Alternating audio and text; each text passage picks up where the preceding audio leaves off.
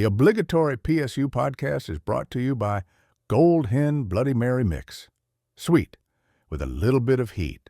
Grab your bottle at goldhenllc.com today and use discount code Mailman for 10% off your order. Far be it from me to quote a Michigan man to open a Penn State podcast, but I'm going to do it. The late, great Gerald R. Ford once said, Brandon Noble, our long national nightmare is over. And that's kind of how I feel right now, as it appears Iowa State's head coach, Matt Campbell, is set to take over our Penn State Nittany Lions. Number one, as you said, as Gerald Ford said, like I am relieved that it's over, but I'm also feel pretty good about who they hired. I think that besides like the tug of the heartstring and the fact that it's not Terry Smith, right, who I've been very, vocal about, like I think he could have very easily been the guy and would have had no problem with him being the head coach at Penn State. So I've a little bit of mixed emotions about that, right? But from an overall hire perspective of a football coach, I think Matt's a guy that you'd like to have as your head football coach. Absolutely. And I appreciate you saying that. And man, I appreciate your honesty. As I'm sure people can anticipate, there is going to be a lot of content coming from the For the Bloggy team and the Obligatory cast in particular. We'll have more podcasts out. Get them wherever you get your podcasts. We'll have an official Obligatory Pregame Show reaction to the hiring of Matt Campbell here in the near future. We did just want to get some initial reactions out.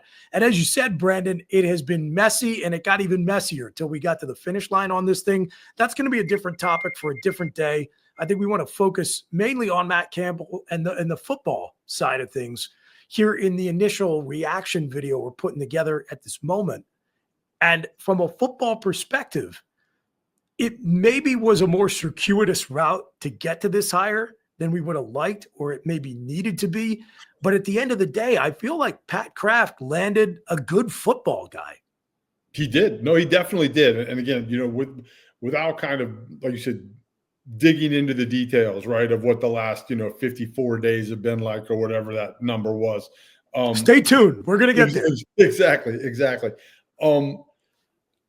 Matt Campbell is a guy that has done really good things in places where you don't have a lot of resources, right? His guys are always well coached. They're fundamentally sound. They get better as they're in the program. He sends guys out into the NFL consistently, and he does it in a place that is very, very hard to do it at, right? Definitely has not had the resource, right? Was it Toledo? Now, he wasn't, and he comes from a winning football kind of culture, right, in Mount Union. The D3, just absolute.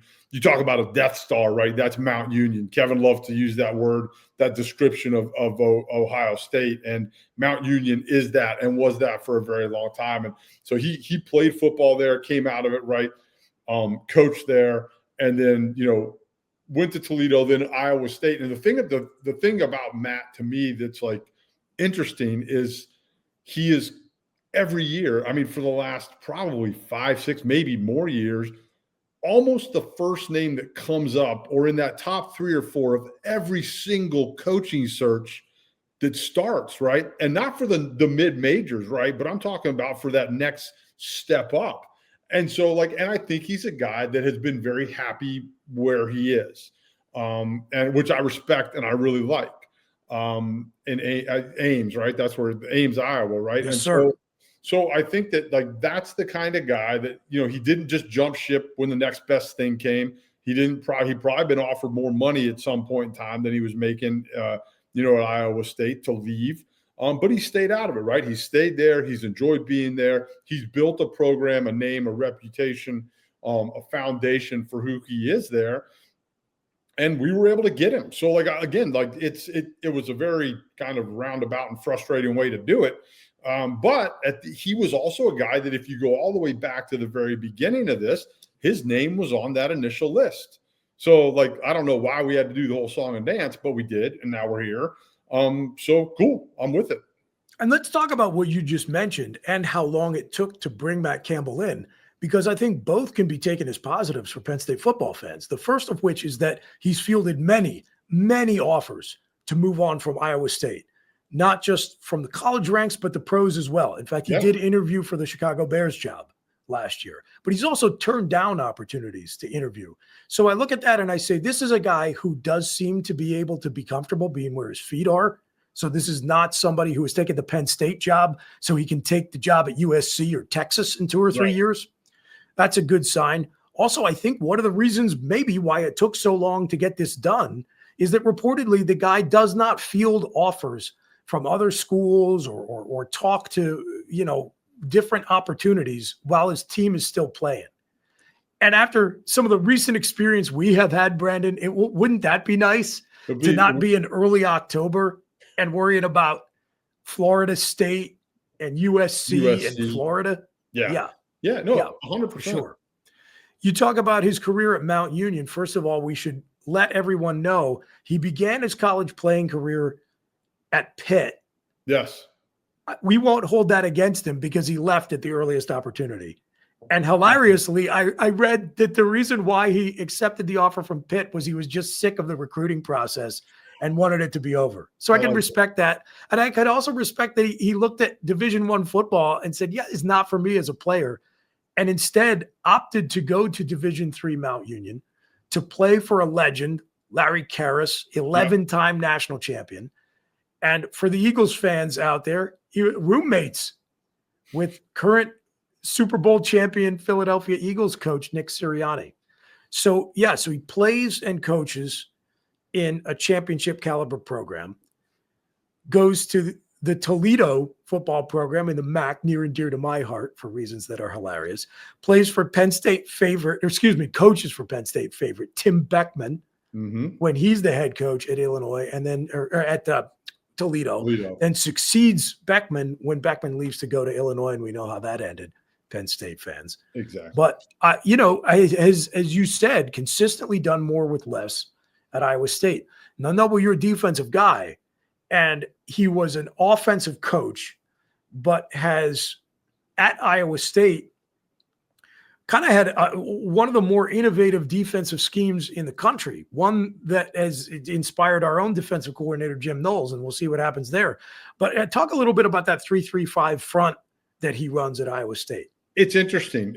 It's very effective in the Big 12, right? And in certain situations. And so this is giant asterisks. Yeah, and I think that this is going to be one of those things that will be interesting to see how it transitions. He transitions, the staff transitions once he gets here.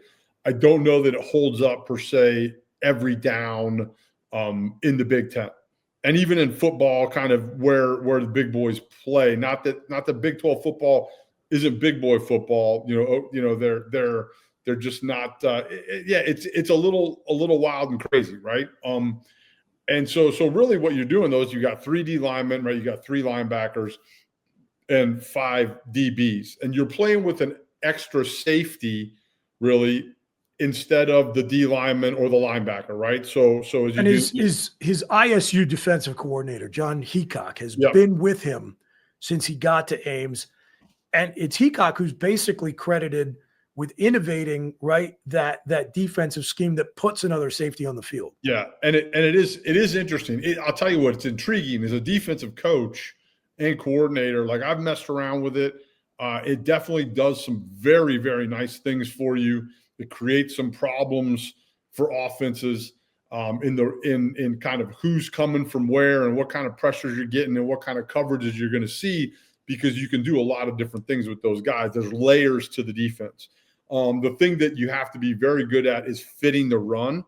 And it's something that, again, that's where, you've either got to base in it or only play it in 3rd and long. And right, so if you base it, and Heacock knows how to fit the run in it, right? Like that, I don't, but he does. And so I think though that it'll be interesting to see how that works. But they took in a conference where very wild and crazy, loosey-goosey kind of offensive schemes, right? Again, Kotelnicki style stuff, right? Like they built out a defense that fit and was able to play and stop those types of offenses. And so it is a unique thing. It's something that you don't see every day in the Big Ten. You see it more as a sub package. Again, you mentioned Jim Knowles uses it a little bit. Ohio, Matt Patricia at Ohio State everybody uses it a little bit. They just major in it. So it'll be interesting to see what that looks like as they come over.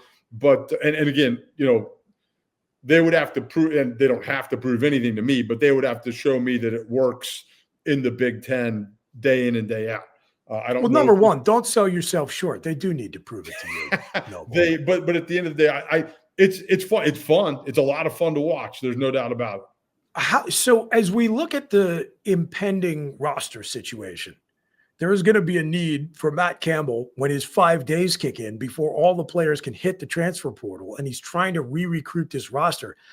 How personnel dependent is that scheme, and how prepared do you think Penn State, with the talent on the roster right now, is to be able to execute it? That's a really good question. I think that's where he has to have an idea as to what he wants to do.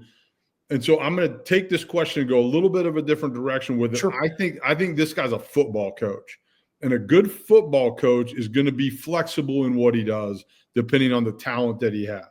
Right. And I'm going to go over to the offensive side of the ball and kind of what they did offensively and talk about how they're very kind of a pro style. I don't know. Boring's maybe not the right word. Vanilla's not the right word because I haven't watched enough of it, but they will do whatever suits their players best. Yeah. Right. And again, they had Brock Purdy there, right? They threw the ball a little bit more.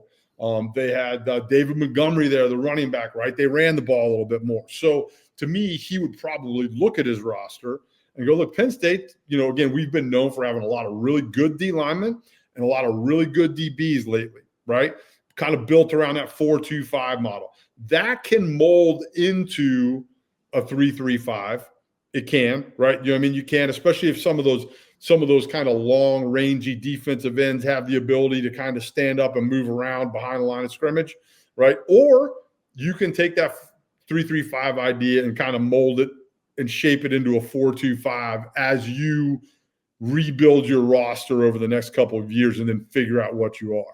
Sometimes when you run defenses, like look, a 3-4, a 3-3-5, it is way easier to find safeties, an outside linebacker, overhang type positions than it is to find great defensive linemen. We've talked about that ad nauseum, right? Those guys are hard to find, right? Interior D tackles, edge guys, like they are hard to find. There's only a few of them. So when you do these other styles of defense, sometimes you're able to kind of find guys that you wouldn't necessarily recruit normally out of the packages that you're running, but you can find more of those kinds of football players to pull from. And, I just circling back to the big picture here, Nobes, you and I are both old heads. And I was joking with Tengwall earlier that there's a whole generation of football fans, right? When you think about when you really start getting into watching football and know what's going on, who, because he has been there almost a decade at Iowa State, don't appreciate what a complete doormat that program was for a century before he got there. Yeah, it didn't even exist. It really did not exist. He made it a national program. People talked about Iowa State. Again, this is a guy that every single coaching cycle for probably the last 7 or 8 years at least has been on almost every single list. He's been there for 9 years. They have 2 top 15 finishes in program history. Yeah. Both under Matt Campbell.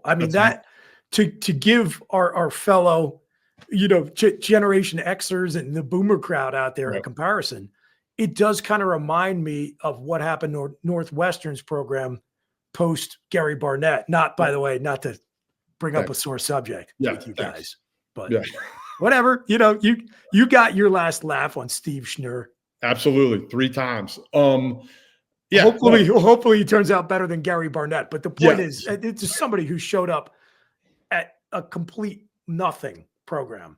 Put his stamp on it, had to do a lot of talent development, talent recognition too, by the way, and then just win with in-game coaching. Yep. And I think that I always, everybody talks to you want the guys that have been up here, right? And you do, I get that, you know what I mean? But like if you can find good football coaches at a lower level or a place that doesn't have the kind of resources that Penn State has, and they're successful, like when you give them those things, like sometimes they can just take that and run with it. You know, when you like, I remember again, I started out as a Division II football coach, right? And then I bumped up, at Westchester University, and then I bumped up and I was at Coastal Carolina, and all of a sudden we had this great weight room, and we had a recruiting budget, and we had scholarships, and we had like all these things, right? And you're like, man, like, and all of a sudden your players are better, right? And you're developing these guys. And then I went to Temple, and you have a little bit more, and that's just like, that's still like low level when it comes to money. You know what I mean? And so, like, if you take a guy that has done what he's done in Ames, Iowa, again, so now you're recruiting to Ames, Iowa. I've never been there. I don't know what it's really like, but it wouldn't be an easy sell for me, a kid from Virginia Beach, to get me to Ames, Iowa. But now you come to Happy Valley, and you've got this amazing facility that's all relatively new. You've got this stadium that's getting, refurbished, and you've got whiteouts, and you've got all these things. You're going to be able to get better football players. And you take that and you take a guy that already knows how to really develop and teach. And those players should be that much better by the time they get out of here.